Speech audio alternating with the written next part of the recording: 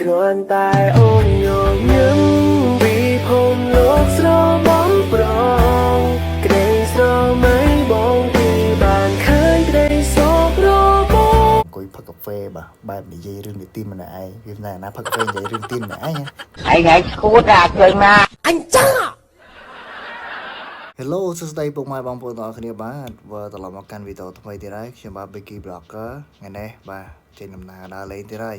មុននឹងយើងចេញដំណើរដើរលេងហ្នឹងយើងត្រូវតែផឹកកាហ្វេសិនបាទដើម្បីឲ្យមាន power មានកម្លាំង energy ដើម្បីជិះម៉ូតូអញ្ចឹងណាយើងជិះចិត្តក្រុងទេបន្ទាប់មកយើងបានមកដល់ហាងកាហ្វេគេហើយបាទហើយឥឡូវនេះខ្ញុំកំពុងតែធ្វើដំណើរទៅកំងអីញ៉ាំអញ្ចឹងណាហើយមកស្ដាប់ការនិយាយរបស់ខ្ញុំទាំងអស់គ្នាឥឡូវយើងមកញ៉ាំកាហ្វេសិននឹងមានលក់គេខ្លះទេហើយឥឡូវម៉ោង 9 កន្លះយើងមកសាកកាហ្វេសិនចាំយើងមកតដំណើរទៅមុខទៀត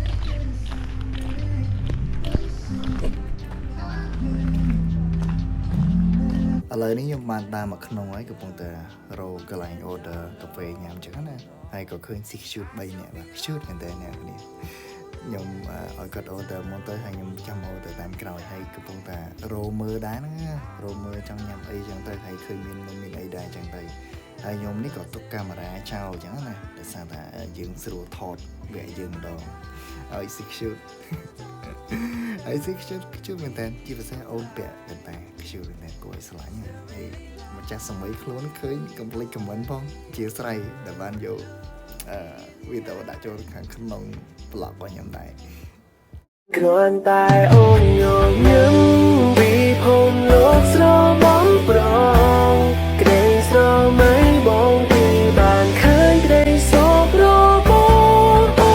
នកាន់តែគ្នាហើយមើលថែគួរដឹងប្រៀបធៀបໄว้ឲ្យស្មើនឹងក្តីស្រឡាញ់ទោះវេហាក៏នៅតែចាញ់ទុំគុំនៃក្តីស្នេហ៍ឥឡូវនេះដល់វគ្គខ្ញុំម្ដងហើយបាទខ្ញុំបានកំងអាយឡាតេមួយស្ករ5ហើយ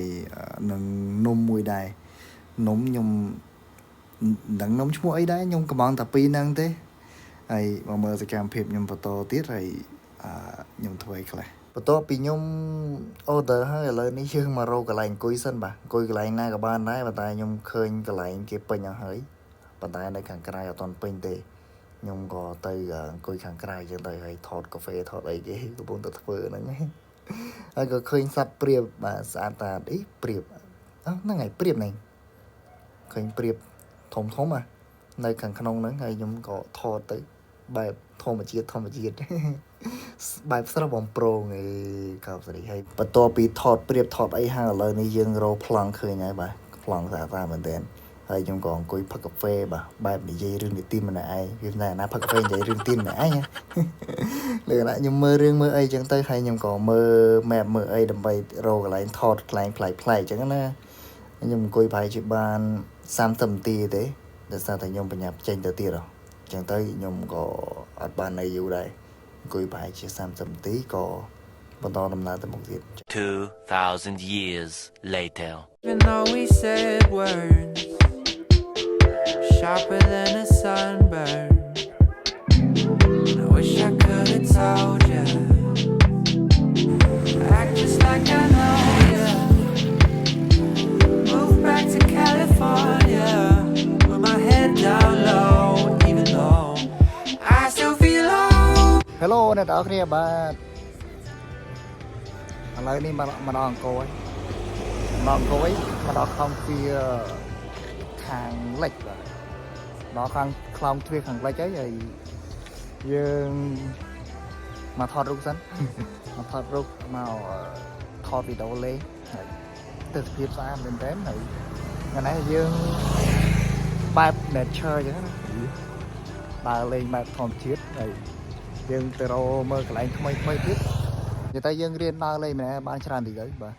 យើងធ្វើឲ្យមាន experience កាន់តែច្រើន energy ធម្មពលរបស់យើងហ្នឹង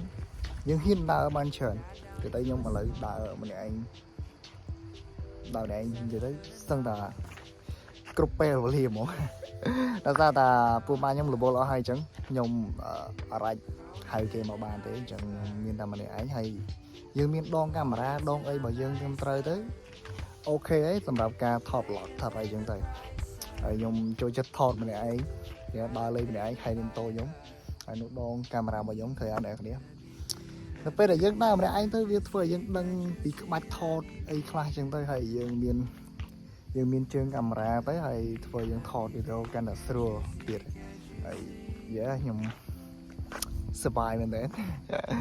រៀនដើរម្នាក់ឯងកាន់តែច្រើនកាន់តែល្អស្រស់បំប្រងមករឿងមួយទៀតគឺអ្នកគ្នាដូចជាចង់ហៅពួកម៉ាក់ដើរលេងចឹងទៅតែពេលខ្លះគេអត់ចង់ដើរមួយយើងហើយយើងចេះតែជំរុញគេអាចនឹងធុញដែរចឹងណាចឹងទៅយើងរៀនដើរម្នាក់ឯងខ្លះទៅហើយខ្ញុំព្យាយាមដើរម្នាក់ឯងបានច្រើនហើយ experience របស់ខ្ញុំកាន់តែច្រើនអត់អីទេហើយខ្ញុំអាចថតខ្លួនឯងបានដើរខ្លួនឯងបានឥឡូវនេះខ្ញុំក៏ពើថតម្នាក់ឯង